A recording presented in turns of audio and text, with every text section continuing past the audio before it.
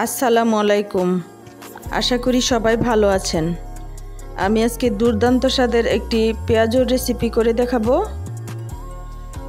একদম ক্রিস্পি, ভেতর এবং বাইরেরটা অসাধারণ খেতে। বাসায় বিকেলের নাস্তায় অথবা ভাতের সাথেও দিতে পারবেন, গরম গরম ভাতের সাথে।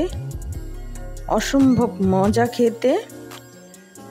চলুন দেখে নেওয়া যাক আমি কিভাবে বানিয়েছি। কাঁচা মরিচ নিয়েছি, মরিচগুলি তেমন ঝাল না, পেঁয়াজ, আদা, কিছু চিংড়ি নিয়েছি, ডাল আমি ভিজিয়ে রেখেছিলাম, মসুর ডাল কিছু,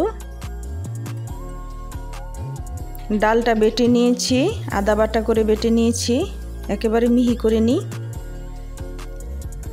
চিংড়ি মাছগুলি আমি পরিষ্কার করে ধুয়ে নিয়েছি বেছে। পেঁয়াজ কুচি, আদা কুচি, সাথে কিছু ধনেপাতাও দিয়েছি কুচি করে।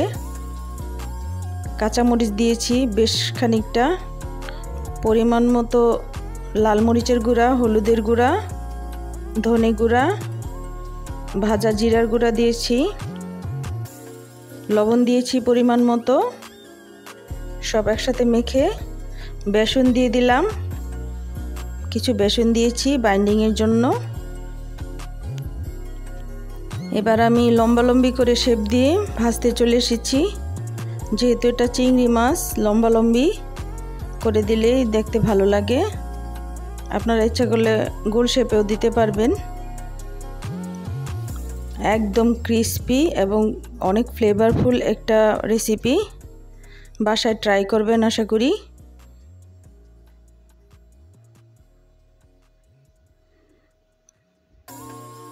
দারুণ স্বাদের এই রেসিপিটি।